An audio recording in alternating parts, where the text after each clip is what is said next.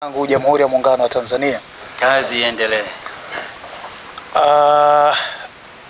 Mimi nimekuja nikiwa na moyo wa furaha sana kushuhudia utekelezaji wa kandarasi iliyoingiwa mimi nikiwa mgeni rasmi takriban majuma mawili yaliyopita ya ushirikiano kati ya klabu ya Simba na kampuni ya Jairuti. Mambo mengi yalisemwa kwenye usiku ule na ni mambo ya kutia moyo kama yatakwenda kutekelezwa. Na mimi nimekuja kushuhudia utekelezaji wa masuala yale ambayo yaliahidiwa wakati wa uingiaji mkataba ule ama kandarasi ile kati ya klabu ya Simba na kampuni ya Jairuti yakianza. Kwa hivyo moja ya mambo ambayo yalisemwa ni kwamba klabu ya Simba itakwenda kuvaa nembo ya kimataifa, brand ya kimataifa kwenye jezi zake. Na nilikuwa na hamu na mimi siku ile niliuliza maswali mengi kweli kweli.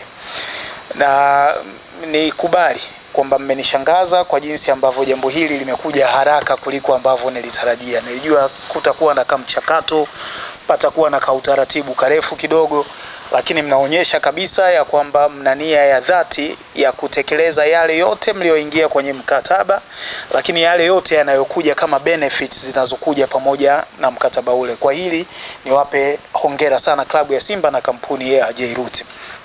Lakini mimi nimekuja kwa mambo mawili. Moja, nilikuja kushuhudia hili, lakini nilikuja kwa kufuatia lile kubwa la mechi dhidi ya Simba na Stellenbosch itakayofanyika siku ya Jumapili pale Durban. Na mimi nimekuja kwa kuiwakilisha serikali ya Jamhuri ya Muungano wa Tanzania. Sisi kazi ambayo Mheshimiwa Rais Daktari Samia Suluhu Hassan na serikali yake ya awamu ya 6 wametupa ni kuvipa ushirikiano usiomithilika watu binafsi, taasisi za serikali na mwingine yoyote anayetaka kujishughulisha na masuala ambayo sisi tumekasimiwa mamlaka ya kuyasimamia. Kwa hiyo tumekuja moja kuhakikisha kwamba Simba inakwenda fainali kwenye mashindano ya kombe la shirikisho linaloandaliwa na shirikisho la mpira wa miguu barani Afrika, lakini hili la kuongezewa kwamba tunakuja kushuhudia utekelezaji wa mkataba ambao Simba imeingia na kampuni ya Jairuti unaanza, na lenyewe lilikuwa icing on the cake. Kwa hiyo ni washukuru klabu ya Simba kwa kunipa fursa hii ya kuweza kushuhudia yale ambayo mliahidiana yakianza kutekelezwa, lakini ni shukuru kampuni ya Jairuti kwa kuanza kutekeleza ule mkataba ambao umeingia haraka. Hivi ndivyo ambavyo Mheshimiwa Rais angependa kuona klabu zetu zikienda katika viwango vya kimataifa, klabu zetu zikibebeshwa ule ukubwa ambao unavistahili. Tuna vilabu vikubwa sana, tuna vilabu vina historia kubwa na vinastahili haya ambayo nyinyi mnayaleta. Ni leo tu nimejua kama Diadora yenyewe imetoka kwenye maneno mawili ya Kigiriki, dia na dorea, ambayo inamaanisha sharing of gifts and honors. Ndio leo nimesanuka hapa.